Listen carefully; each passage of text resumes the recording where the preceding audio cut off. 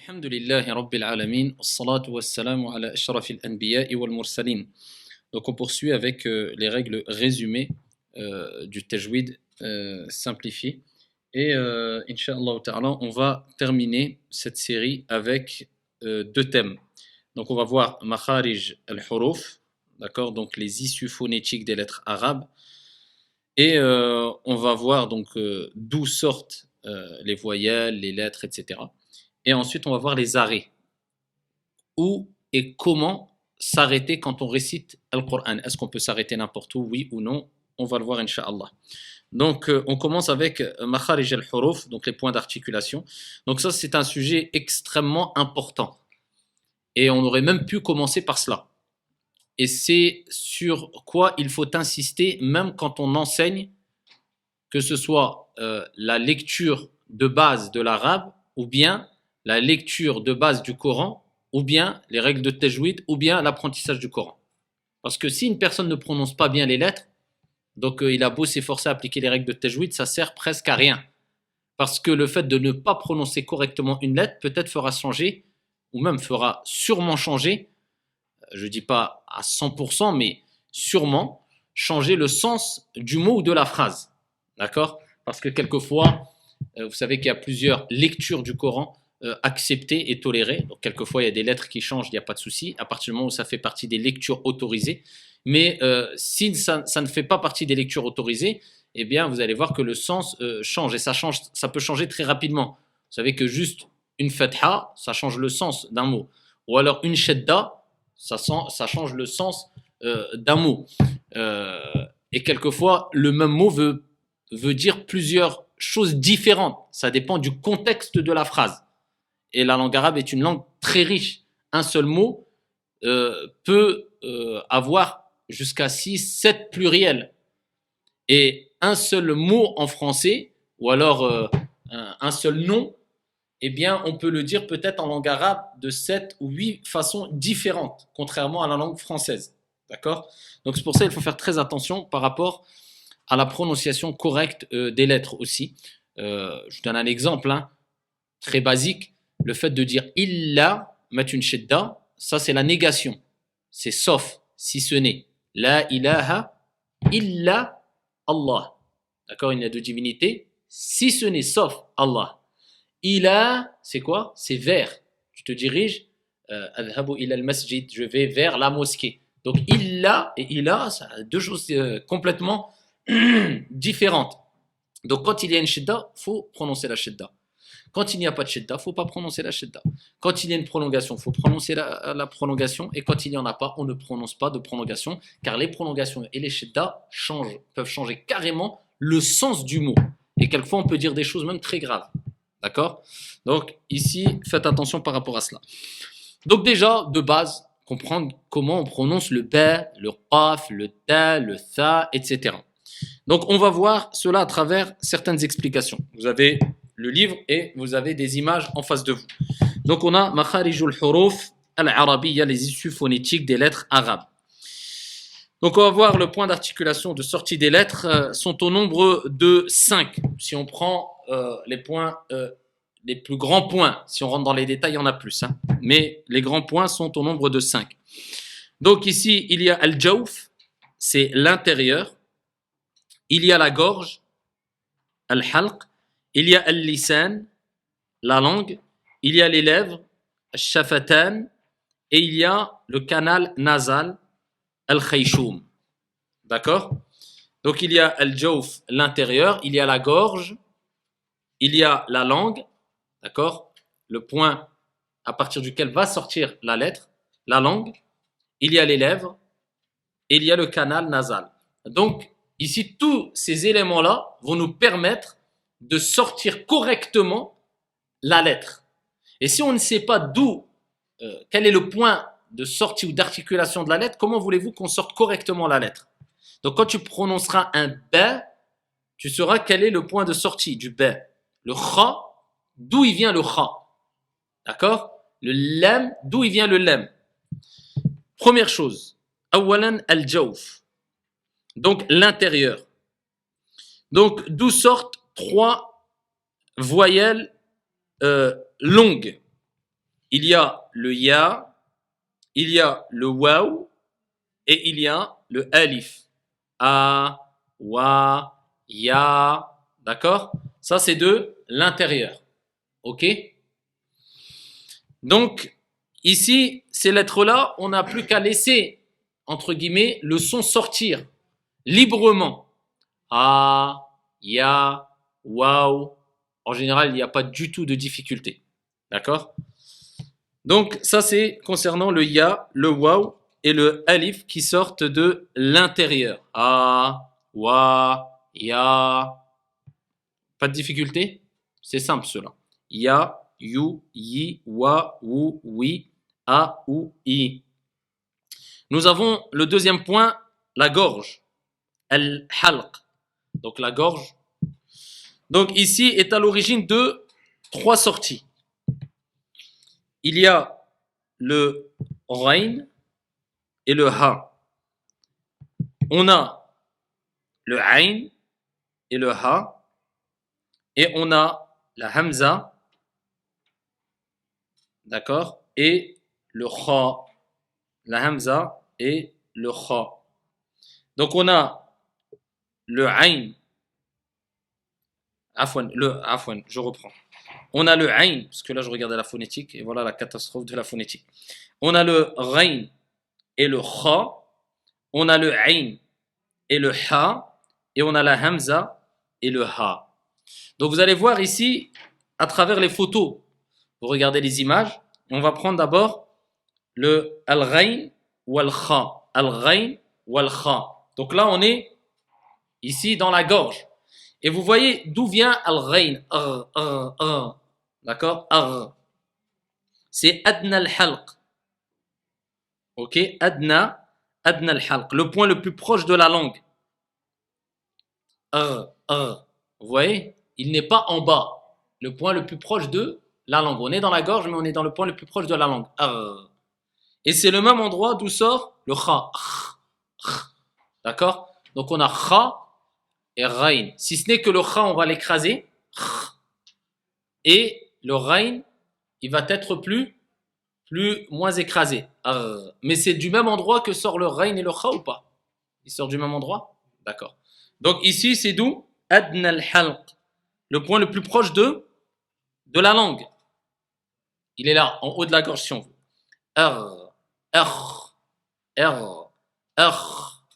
Et faites attention à ne pas confondre entre les deux. Certains ne confondent pas quand ils disent, ils récitent le makhdoubi non, le mar. Et on n'a pas de qalqala dans le rain. On ne dit pas le maradou, le mar.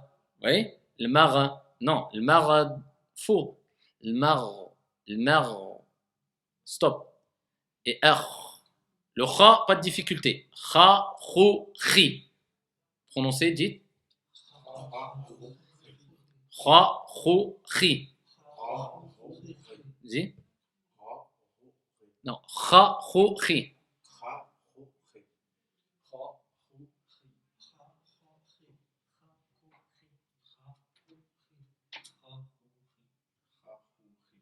Kha, khou, khi. C'est clair?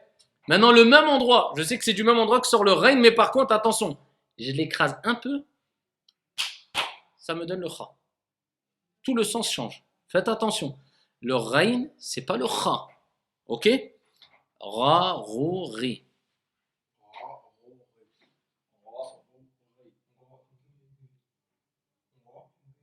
Ra, rou.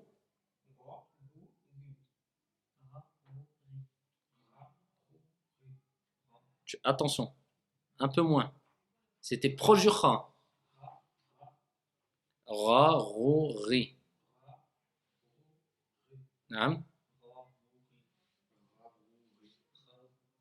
Voilà. Ra, rou, ri. Rain.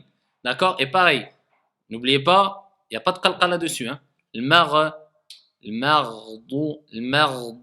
D'accord? Le mar. Donc je l'écrase un peu. Le mar. Ok? Le rain, c'est bon ou pas? Rain. Et faites attention, il faut avoir l'écoute. Quand vous voyez par exemple un élève à qui vous enseignez par exemple ou qui fait de la lecture, ici appuyez sur le fait que le rain, a le même point d'articulation que le kha et il faut faire attention à ne pas virer vers le kha quand il prononce le ghain. On a ensuite le deuxième qui est al-ain et al-ha. Al-ain et al-ha. Wasatul halq. C'est le milieu de la gorge. Là, on était haut, là, on est au milieu. Ah, ah, ah. Est-ce que vous sentez ici quand vous mettez votre doigt? Ah, ah, ain et ha. C'est de là qu'il doit sortir. S'il ne sort pas de là ton ain, ou il ne sort pas de là ton ha, il y a un problème. A, ou, i. Et on a le ha, ha, hu, hi. Tout à l'heure, j'étais avec un élève, un jeune, et ici, il ne se rendait pas compte que lui, il prononçait le ha, ha.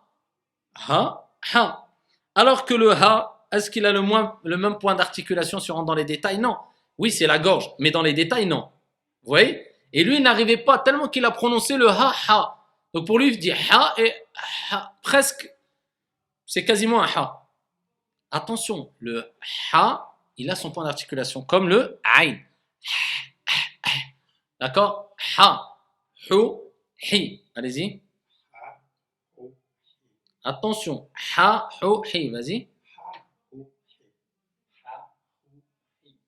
Ha, hu. Hu. J'ai l'impression que ça vire entre le ha et le kha.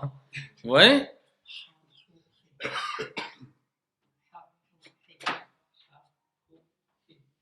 Vous savez, quand vous dites le ha, il n'y a pas de problème. Mais le hu, là, on commence à tomber vers le hu. Hu, ça reste là. Ha, hu, hi.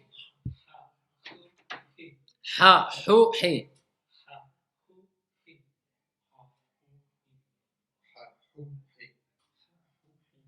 Ha, hu, hi. Vous voyez bien d'où il sort, hein? D'accord? C'est de l'entraînement, hein?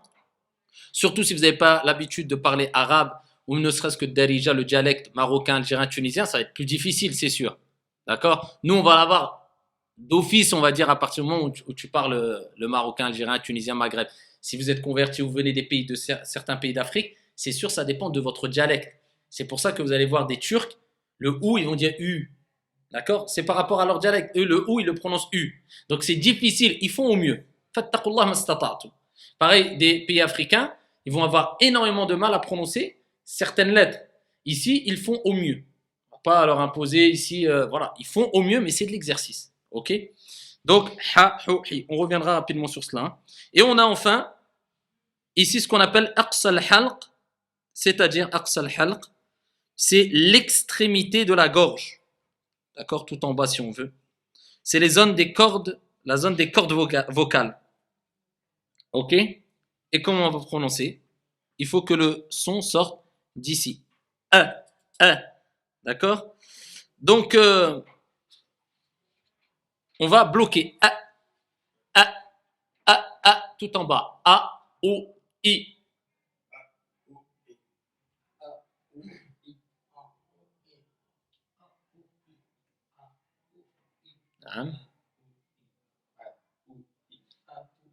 D'accord? C'est simple. Mais là, attention. Pareil, quand je vous ai dit, il y a certaines personnes qui vont mettre la hamza où il ne faut pas. D'accord? Par exemple, Karima.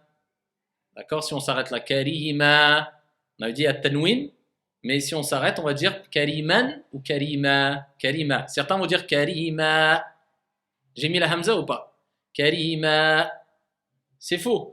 Il faut que je laisse passer le souffle et le son. Karima. Faites attention à ça. Ok? A, O, I. Et on a ici Al-Ha. Pareil. Donc c'est le son qui sort avec de l'air. D'accord? Ici à l'endroit qui est Aqsal Halq. Le bas de la gorge. Vas-y. Ha, Hu, Hi.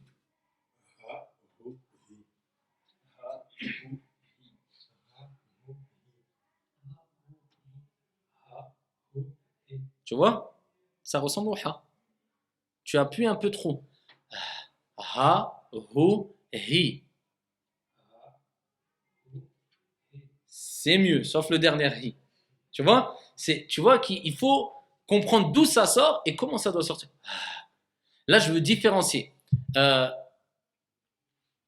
Imagine-toi quand tu vas avoir des mots comme, par exemple dans le verset coranique, Alam a'had ilaykum ya bani Adam. Alam a'had. Tu vois, j'ai le ayn et je le ha. Et le pire, c'est que j'ai le ayn avec une soukoun. Et après, je le ha avec une fatha. Tu vois comment, si je ne différencie pas bien les lettres, je ne les prononce pas bien, comment ça va donner? Alam ahad ilayk. Alam ahad, ou bien ahad, ou bien. Donc, il faut, moi, que j'entende le ayn, et il faut que j'entende le ha. Alam ahad. Alam ahad. Allez, dites-le moi. Alam ahad. Alam ahad. أعهد أعهد ألم أعهد. Il faut que j'entende bien le ayn. Alam a'. Est-ce qu'on entend bien le ayn là? Et c'est ce qui va aussi embellir votre lecture. Parce que quand quelqu'un dit alam a'had, c'est clair. Il faut que quelqu'un, même quand il vous écoute, il dit ah tiens, je suis sûr qu'il y a un ayn ici avec soukoun. C'est pas il est alam a'had. D'accord?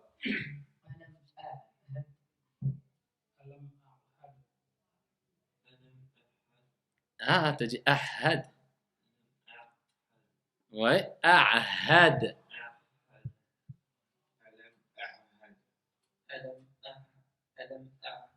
Ah là, on commence à sentir. Il faut aller chercher maintenant les lettres. Vous comprenez? C'est pas on récite comme ça. Là, on comprend que chaque lettre, je dois la sortir. Alam ahad. Vas-y. J'entends pas assez bien le ayn. Voilà, ça devient mieux. Alam a'had. Faut que j'entende la distinction entre le ayn et le ha. D'accord? Alam a'had. D'accord? Faites attention. Parce que vous pouvez apprendre le tajwid, si vous n'avez pas compris ça, vous ne mettez pas en application, ça sert quasiment à rien. Chaque lettre doit être prononcée correctement. Et c'est ça à la base le tajwid. On est d'accord? On va revenir dans l'application après, Inch'Allah ta'ala. Donc on a vu ça. Là, le deuxième point, la gorge. On a la langue, al-lisan. Et al-lisan est à l'origine de 10 sorties pour 18 lettres. La langue. Donc on a ici on a la hamza. Ok.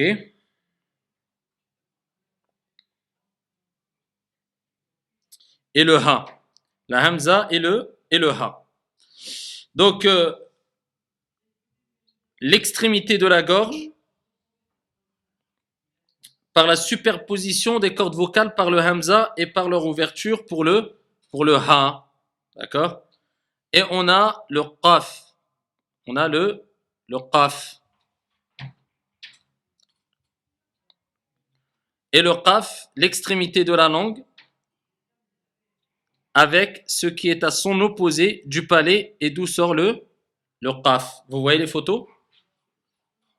Ok, on a la hamza et le ha. L'extrémité de la gorge, donc pour la hamza et le ha, par la superposition des cordes vocales pour le hamza et pour leur ouverture pour le ha. C'est-à-dire, quel est le travail de la langue? Vous voyez la langue, comment elle est représentée dans la photo, hein? D'accord? Par ce qui est de couleur rose. Et donc ici, vous voyez le travail qu'elle fait la langue. En fait, il vous montre quel travail va faire la langue. Sur quoi va s'appuyer? À quel endroit va s'appuyer la langue? Vous voyez par exemple pour le qaf, est-ce qu'on utilise la langue? Vous voyez, il y a une pression, le muscle de la langue, ici, mais où va la langue? C'est au fond d'accord, du palais. Donc on voit que la langue travaille ou pas? La langue travaille. Euh, d'accord?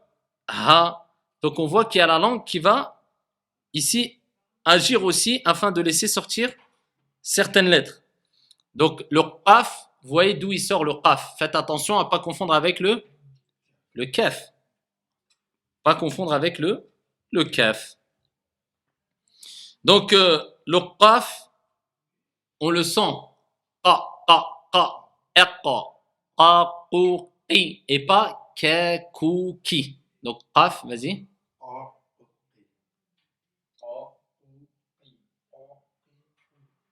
Vas-y.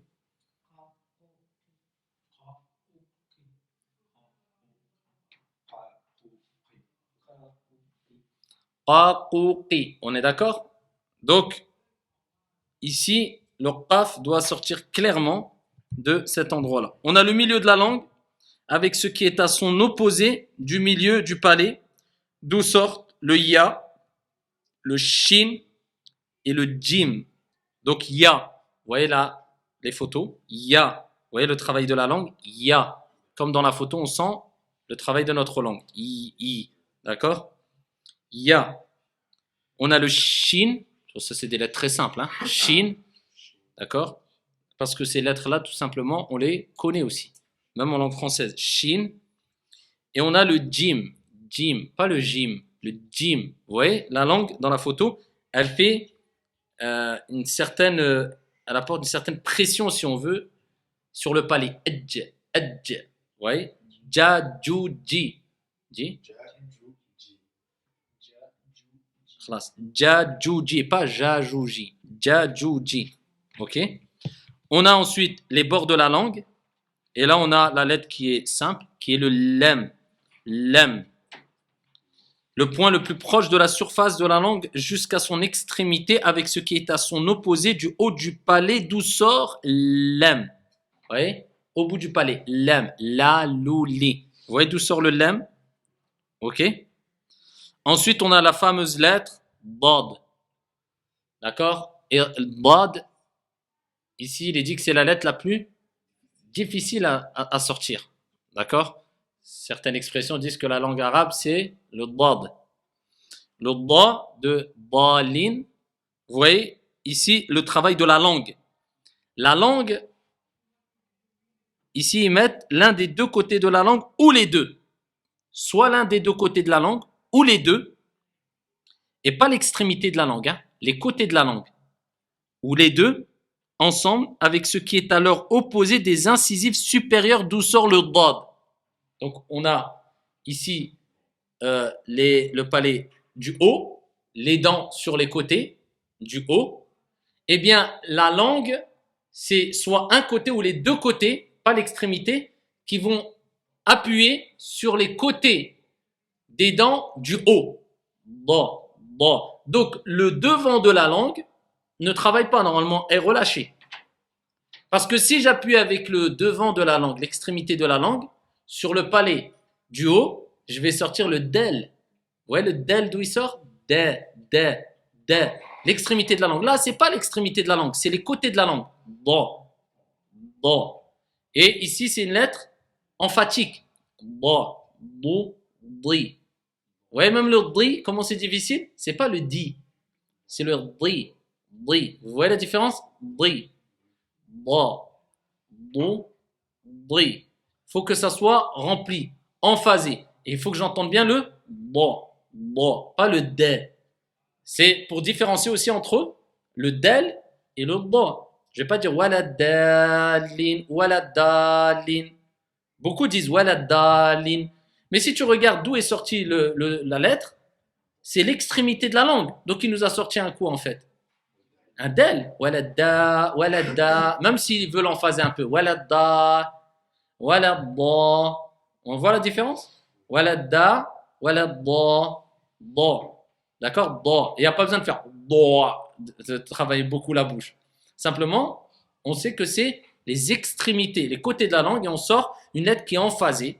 On a rempli quelque part la bouche et on sort ce son da. D'accord? Da et pas de ou da. C'est clair? Vas-y. Da. Et le da demande beaucoup d'exercice. Ça viendra au fur et à mesure. Voilà. Da. Et attention, si vous appuyez trop sur le da, surtout quand il a une shidda, ça va se transformer en quoi? Ta. Et certains disent wala talin. C'est faux aussi. Wala. Vous voyez, je reste un peu sur le da parce qu'il y a une shidda. Est-ce que ça veut dire que j'appuie sur le da ou je la double? Non.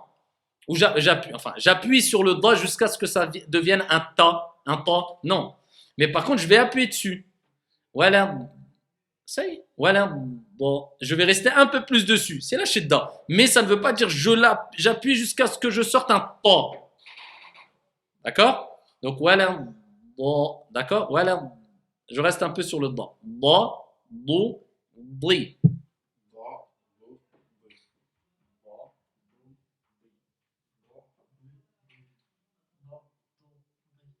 Da, Du, Di.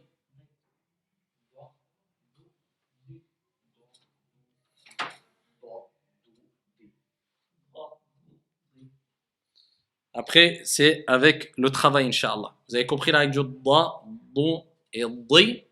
Ok, on va revenir après dessus, Inch'Allah, dans l'application. On a le bout de la langue avec ce qui est son opposé, à son opposé du haut du palais, d'où sort ici les lettres suivantes.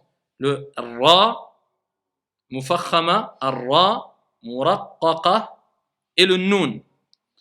D'accord? Donc on a le Ra emphatique. Ra, Ra. Vous avez vu? C'est donc ici le bout de la langue. Le bout de la langue qui va frapper à l'extrémité du palais du haut. Et on va pas avoir le ra parce que certaines personnes roulent trop le ra. Non. Et certaines personnes ne roulent pas du tout. Non. Voilà. C'est-à-dire on le roule un tout petit peu, le ra, mais très légèrement. Et il faut que l'extrémité de la langue touche le haut du palais. Et on sort le R. D'accord? Et ensuite, ça dépend. Est-ce qu'elle est emphasée, ra, ou est-ce qu'elle va être muraqqaqa, c'est-à-dire amincie ou fine? Quand ça va être, par exemple, une kasra. Ri. Tu vas pas dire ri, tu veux pas. Ri. D'accord? Donc ici, il faut faire attention. Après, ça dépend des fins de aya. Est-ce qu'on termine par R ou bien R? D'accord? Ça, on verra si on a le temps, Inch'Allah. Mais en tout cas, on sait que le ra ne doit pas être trop enroulé. R, non. Et R, non. Ar-Rahman Ar-Rahim. R. D'accord? Donc R, vas-y.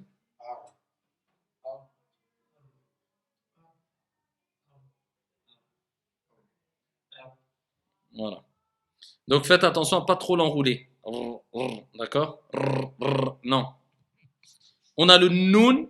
C'est simple, Noun. Hein? Na, Nouni. C'est des lettres qu'on a de toute manière. Ici, vous voyez, pareil, de quel endroit sort le Noun. Ensuite, on a le bout de la langue avec la base des incisives supérieures d'où sortent le Del et le Ta. Et on a aussi le Ta. Et vous voyez, Del, Da, Dou, Di. C'est l'extrémité de la langue. Donc, pas à confondre avec le Da. Le Da, c'est pas l'extrémité de la langue. Là, c'est l'extrémité de la langue. C'est simple, Da. Pas de difficulté. Pareil, le Ta. C'est pas comme le Ta. Le Ta, il est emphasé. D'accord? C'est-à-dire que le Ta et Ta, la langue n'aura même pas le même travail. Regardez dans les photos, quand on a le Del, vous voyez la langue qui ne remplit pas complètement l'intérieur, et le Ta, on a besoin du travail de la langue. Ta, pour rendre emphasé. D'accord? Mais le point d'articulation, c'est le même? C'est le même. Donc, Ta, Ta. Faites attention. Ta, Ta. Ok? Et donc, on voit que le ta, le point d'articulation, c'est pas comme le da. Da, c'est le côté de la langue. Tandis que le ta, c'est le bout de la langue. On est d'accord? Donc, vous dites ta. Vas-y. Ta.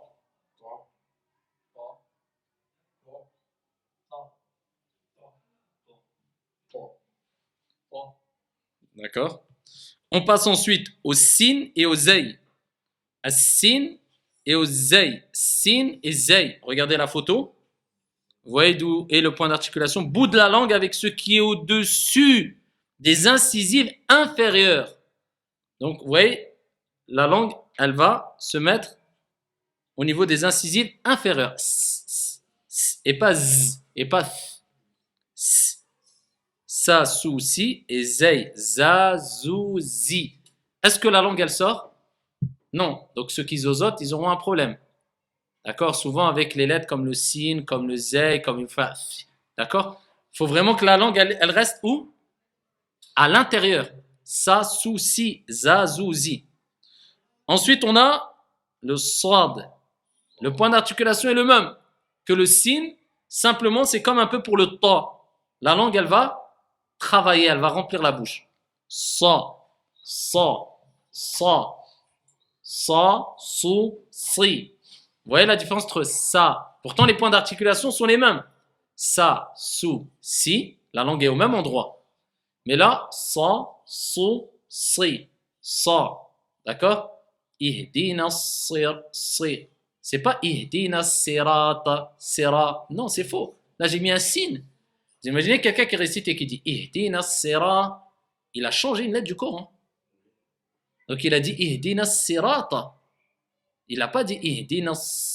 D'accord, déjà une shidda. Ihdina si. Il y a une différence entre si et si. On est d'accord ou pas? Donc, si tu veux prononcer le Coran comme il est descendu, tu prononces un sad et pas un sin. Ok? Si, si, si. C'est clair? Ihdina, ihdina. Dites ihdina sirata. Pas ih. Donc là, on commence à appliquer les lettres. Ih, c'est le ha. Ih, et c'est pas eh. I. Ihdina sirata.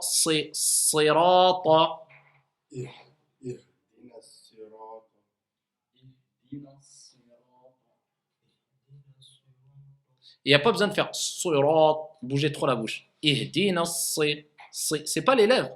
Est-ce que les lèvres, ils ont quelque chose à voir dans ça? Donc, quelquefois, des gens ont tendance à bouger trop les lèvres. Ihdina sira ou trop exagéré. Ihdina si. J'ai sorti le si ou pas ici? Si. Ihdina sirata. Vas-y.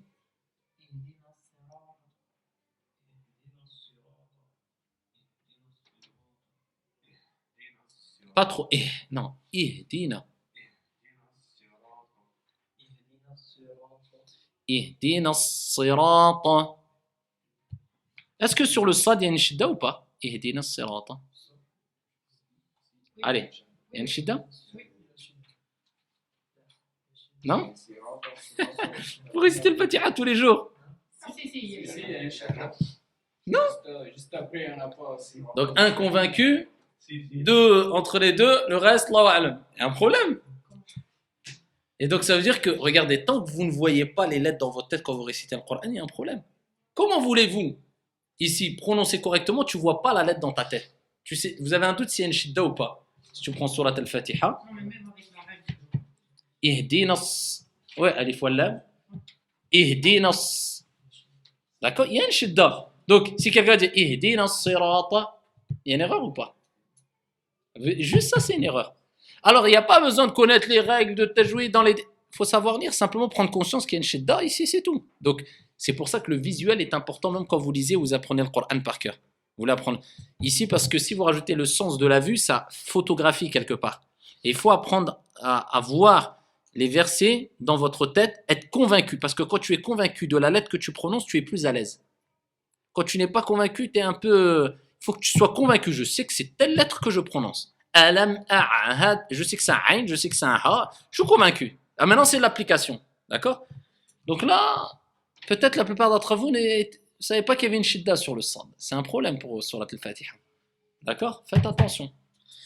Donc le sad, ok? On arrive vers la fin. Bout de la langue avec le bout des incisives supérieures, d'où sortent quelles lettres? Le zel et le tha. Donc ça, c'est entre les bouts de la langue avec le bout des incisives supérieures. Là, je sors un peu la langue. D'accord? Tha et zel. Et là, il faut bien faire attention. Le zel, il faut qu'on entende. C'est pas.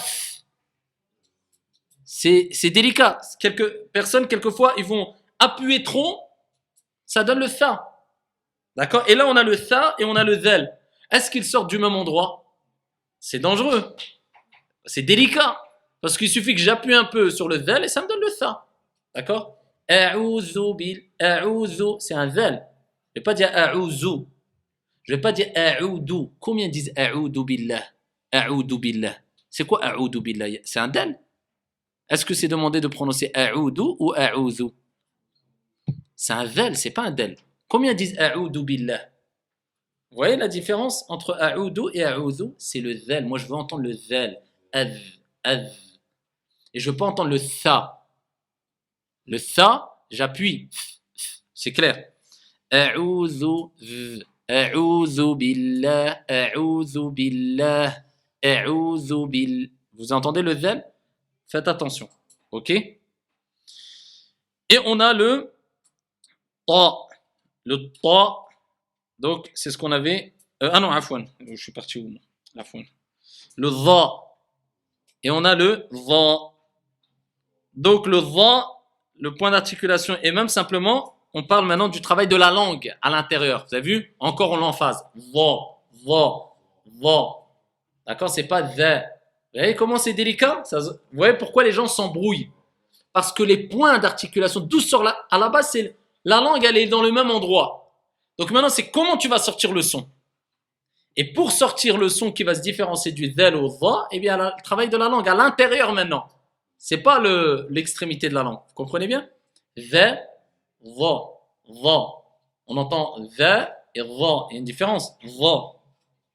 Et faites attention entre le dha et le dha. D'accord? Ok? Dha.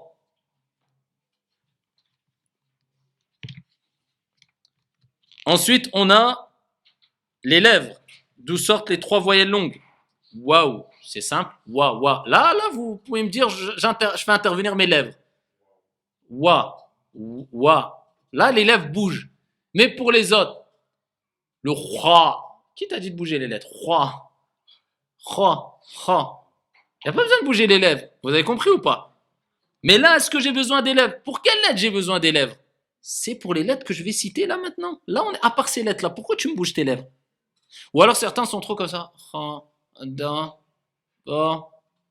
Là, c'est exagéré aussi. Tu peux pas réciter le Coran si tu es trop comme ça. Faut articuler. On est d'accord? Donc, waouh. Waouh, les lèvres bougent, il n'y a pas de problème. Fa. D'accord? Vous voyez, le fa sort de l'intérieur de la lèvre inférieure. F, f. Et du haut des incisives supérieures. D'accord? F. Donc là, on a le fa. Donc c'est la lèvre inférieure qui va travailler. F. F. Ensuite, on a le b. C'est simple. Les lèvres se collent. Ensuite, on a le mim. C'est simple. Les lèvres se collent. Et enfin, pour terminer, on a le canal nasal, issu de la sonorité. Donc c'est mim et noun. Ça sort. Si tu bouges ton nez, tu peux plus prononcer la lettre. Noun. Noun. Tu peux plus. D'accord? Contrairement à ce qu'on avait vu avant, les prolongations de ya. Faux. Bon. Vous avez compris? Voilà, par exemple, Alhamdulillahi Rabbil Alamin. Si je dis min, c'est bon ou pas? C'est bon ou pas? L'alamin. Faux. Je dis, il n'y a pas de runna qui doit sortir là. Mais si je dis l'alamin, c'est bon. Ouais? Il n'y a pas de runna dans les prolongations, dans le ya. Par contre, le mim et le nun, oui. D'accord? Ok? On avait vu ce qu'il y avait runna ou pas de runna. Donc là, vous avez les grandes lignes concernant les points de sortie des lettres.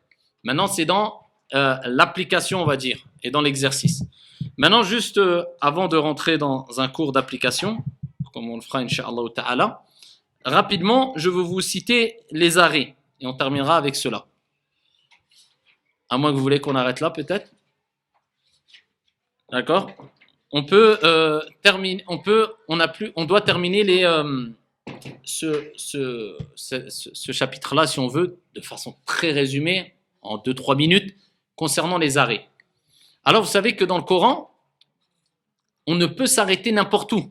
Il faut s'arrêter à un endroit qui nous permet de comprendre le sens voulu du Coran. Si vous vous arrêtez dans un endroit qui va changer le sens du Coran, ce n'est pas bon. D'accord? Ou bien qui va aller carrément à l'encontre du sens voulu. L'opposé. C'est possible. Ça dépend d'où vous vous arrêtez. Donc, ceux qui connaissent l'arabe, qui comprennent le sens du Coran, c'est à peu près facile. Parce qu'ils savent que là, voilà, le sens n'est pas voulu, etc. Donc je m'arrête pas là, je m'arrête plutôt là. Mais ceux qui ne connaissent pas trop, là, c'est plus risqué. D'autant plus qu'il faut savoir que, ou du moins il faut savoir que si la personne n'a plus de souffle à un moment, il n'y a pas de mal qu'elle s'arrête à n'importe quel endroit. Par contre, elle va reprendre ce qui a précédé afin de compléter le sens de façon certaine. D'accord? Maintenant, il y a des signes dans le Coran qui sont apportés, qui nous facilitent. Ici, afin de savoir où on peut s'arrêter, où on ne peut pas s'arrêter. Alors, on a le premier signe, ici, qui est... Alors, où je vais vous les donner? Est-ce que ici ils les ont? Oui, je pense qu'ils les ont dans les arrêts, dans le chapitre des arrêts. Est-ce qu'ils ont fait un petit chapitre des arrêts? Page 59. Ok. Donc, dans la page 59, vous avez ici un chapitre qui concerne les arrêts. Moi, ce qui m'intéresse, c'est de savoir est-ce qu'ils ont mis les signes. Sinon, vous allez retrouver ces petits signes-là à la fin ou au début du mushaf ou de la plupart des masahif. Alors, si vous prenez le Coran Tajwid, je pense qu'il vous le mentionne, ces arrêts-là, ces signes-là. Si vous prenez à la fin du Coran et vous revenez en arrière, voilà, dans la page 54, du moins pour les petits Corans. Donc vous avez un petit mime. Vous l'avez tous ou pas? Un petit mime. Donc ce petit signe-là, ce petit mime-là, on va le retrouver par exemple dans la parole d'Allah subhanahu wa ta'ala dans le Coran, sourate 6, verset 36. Où Allah azza wa jal dit Innama yastajibu alladhina yasma'oun. Après yasma'oun, au-dessus, vous allez avoir du noun un petit mime. Donc vous ne vous référez pas au verset coranique puisque vous allez passer du temps à chercher. Est-ce que vous êtes à la page simplement où il y a les signes? D'accord? Ok. Donc le petit mime, qu'est-ce qu'il indique? Al-waqful lazim, que tu dois obligatoirement t'arrêter. Innama yastajibu alladhina yasma'oun wal mauta. Ensuite tu reprends wal mauta. Donc le petit mime, quand tu l'as, tu te dis je dois m'arrêter obligatoirement. Ok? Pour avoir un sens parfait du discours et complet. Ensuite, nous avons un autre signe. C'est le signe de l'arrêt interdit. C'est le la. Vous savez, vous voyez juste en dessous, le lam qui indique la négation. Tufidu nahya anil waqf, qui indique l'interdiction de s'arrêter. Là, vous allez trouver en fait ce petit signe au-dessus d'une lettre dans un verset coranique. Ces petits signes, vous les trouverez toujours au-dessus. D'accord? Je vous donnerai un exemple simplement d'un signe à la fin. Par exemple, si nous prenons le verset coranique de la sourate 16, verset 32, Alladhina tatawaffahumul malaikatu tayyibin, on s'arrête là. Yaquluna salamun alaykum. Il y a un petit lam là. Donc, ici, il est interdit de s'arrêter. Ensuite, nous avons en dessous un signe qui indique que l'arrêt est possible. Et continuer, c'est possible. Mais il est préférable de continuer. Vous voyez, c'est le petit signe qui est représenté par un sad, un lam. Vous voyez? Ça indique que on peut continuer ou on peut s'arrêter. Mais continuer, c'est mieux. Ensuite, en dessous, vous avez un autre signe. D'accord? Un autre signe qui est représenté par un qaf. Et ce signe-là nous indique quoi? On peut continuer et on peut s'arrêter aussi. Par contre, il est préférable de qif, de t'arrêter. Rappelle-toi, qaf, qif. D'accord? Ensuite, on a un petit signe en dessous, qui est le jim. Et là, cela indique quoi? Tufidu jawaz al-waqf. C'est-à-dire que tu peux continuer ou tu peux t'arrêter, tu as le choix. Tu as le droit de t'arrêter ici, simplement. Pas de préférence particulière. Ok? Donc, on reprend. Le petit mime, l'obligation est, l'arrêt est obligatoire. Le la, l'arrêt, comme l'indique, la est interdit. Le petit sad, avec le lam, et comme le qaf, ça nous rappelle qu'on peut s'arrêter, on peut continuer, mais le sad, c'est mieux de continuer, et le qaf, c'est mieux de s'arrêter. Et on a le jim, pas de préférence particulière. Ok? Et ensuite, en dessous, vous avez 3 petits points, et tout de suite après, 3 petits points. Cela indique quoi? Tufidu jawaz al-waqf bi ahadil mawdi'ain, wa laysa fi kilayhima. On peut s'arrêter à un des deux, mais pas aux deux. Ça veut dire que tu trouveras 3 petits points, et en dessous, tout de suite après, 3 petits points. Cela veut dire que tu t'arrêtes à un de ces 3 petits points. Par exemple, comme dans le verset coranique de Sourate al-Baqarah, première page, Alif Lam Mim, ذَلِكَ الْكِتَابُ لَا رَيْبَ فِيهِ هُدًى لِلْمُتَّقِينَ. Donc on a 3 petits points au-dessus de Raib et 3 petits points au-dessus de Fih. Soit je m'arrête à Raib, soit je m'arrête à Fih. Donc soit je vais réciter ذَلِكَ الْكِتَابُ لَا رَيْبَ فِيهِ هُدًى لِلْمُتَّقِينَ. Ou bien ذَلِكَ الْكِتَابُ لَا رَيْبَ فِيهِ هُدًى لِلْمُتَّقِينَ. Vous avez compris? Donc à un des deux endroits. Ça c'est concernant les arrêts, tout simplement. Mim, je m'arrête obligatoirement. Là, je m'arrête pas, interdit. Le qaf ou le sad, c'est 2 signes qui m'indiquent que j'ai le choix. Par contre, quand il y a le qaf, qif, je me rappelle, arrête-toi, c'est mieux de s'arrêter. Sad, c'est mieux de continuer. Et les 3 petits points, je m'arrête à un des deux. Khalas. C'est compris? Il nous reste la semaine prochaine, Inch'Allah Ta'ala, où on va rentrer dans l'application maintenant de tout ce qu'on a vu. On prendra une page du Coran au milieu et on récitera et on fera l'analyse à chaque fois. Chacun devra m'analyser. Ça c'est le irfas, ça c'est l'idram, ça c'est le tanwin, ça c'est etc. Ok? Et on va corriger maintenant la récitation, Inch'Allah. Wa billahi tawfiq, walhamdulillahi rabbil alamin.